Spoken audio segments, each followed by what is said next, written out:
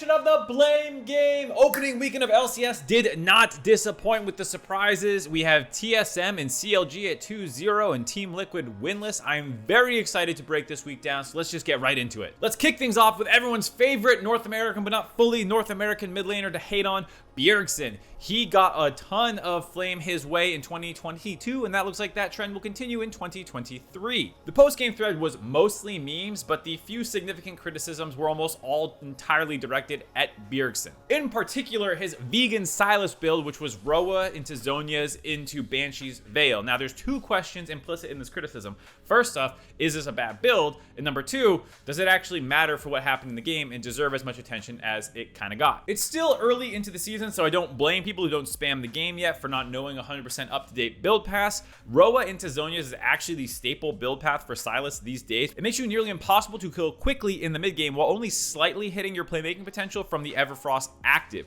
You end up with substantially more HP and AP at your 2-item power spike, which Sylas's absolutely gross ratios appreciate at the cost of the kind of root damage of the active. Many of the comps these days are very brawly, with triple melee topsides just scrapping it out with a lot of utility coming out of the bot lane with Ashes and Kallistas and Varuses and whatnot. Now, there's still plenty of times where if the enemy team has two legitimate backline threats, the extra amount of lockdown from the Everfrost is very much appreciated, and people still do build it sometimes, but the main one for going is Roa for all the scrapping that you're going to be doing. Looking at Bjerg's opponents, yeah, the Roa Zhonya makes a lot of sense, especially with the ARAM Berserker Ashe build, meaning that he's not the biggest threat in these team fights. Being able to scrap with the front line is. Now, the Banshee still doesn't really make sense to me because even though there's more magic damage coming in from the mandate with this build from Berserker, it's still not really that big of a threat in this game, and I don't think you need to be negating anything important with the shield that the Banshee's Veil will give you. While I agree with the first two items, and people who are criticizing those are definitely in the wrong, anyone who's criticizing the Banshee's Veil, I do agree with. However, he completes this item 28 minutes into the game when his team is already 5.5k down and comp-wise totally out of the game as they are now behind in every part of their 1-3-1.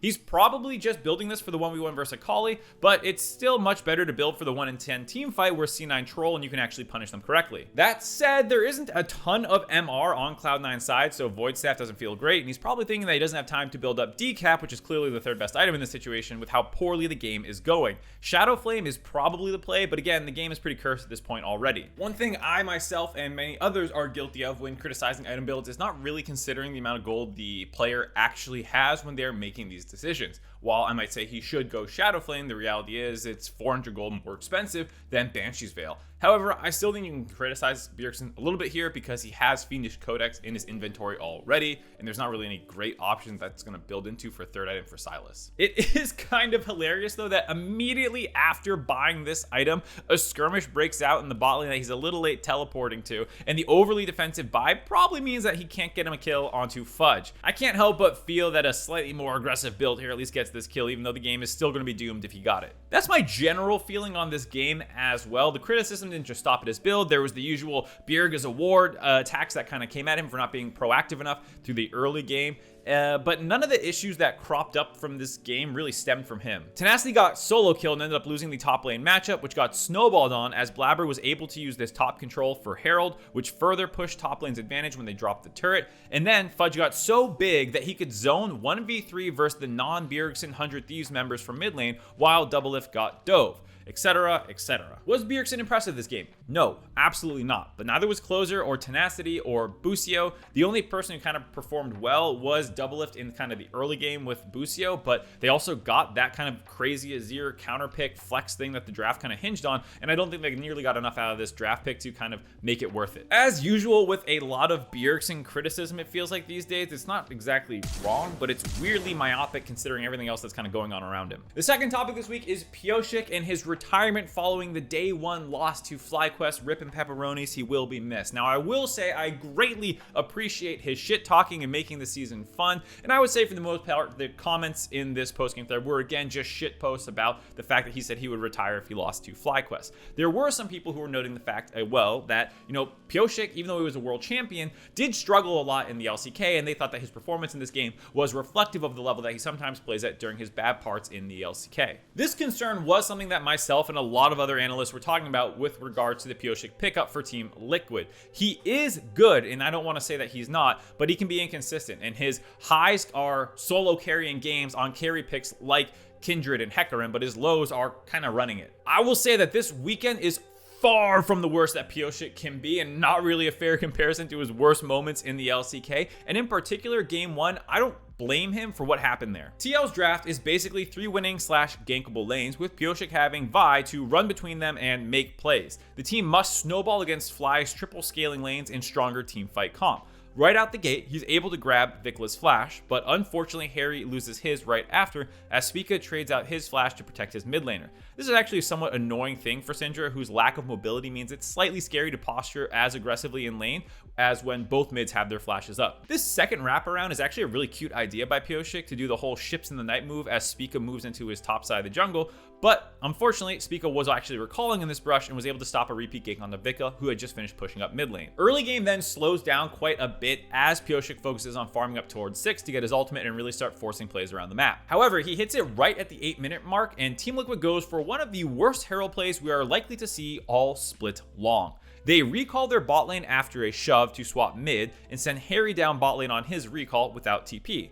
Oftentimes, enemy bot lanes will greed out an extra wave and shove back, during which time you've tempo trapped them, allowing you to force Herald while their bot lane is just finishing shoving and your mid lane is there to contest that shove. I assume that this is what Team Liquid was aiming to have happen. However, Prince is not a greed lord. He instead just catches the wave and then recalls. By the time Yon and Core are showing mid, it's an easy sprint out of base for FlyQuest to brute force the Rift Herald. You can see the confusion in Team Liquid as Pyosik has started the Herald before realizing that they were outnumbered because Vicla just stayed mid and their bot lane moved up to match Team Liquid's. Harry starts walking up the river before realizing it will be way too slow and just returns bot lane for some plates. Team Liquid move for Dragon following this, which obviously FlyQuest doesn't give a shit about contesting, and instead just shove waves to grab tempo and to eventually drop the Rift Herald in the bot lane so that they can continue scaling and funneling resources into Prince's Zeri throughout the game. In the last 2 minutes, Team Liquid's play saw them lose complete control of their wave states, lose an uncontested Herald, which is the most important early game objective, especially for snowballing,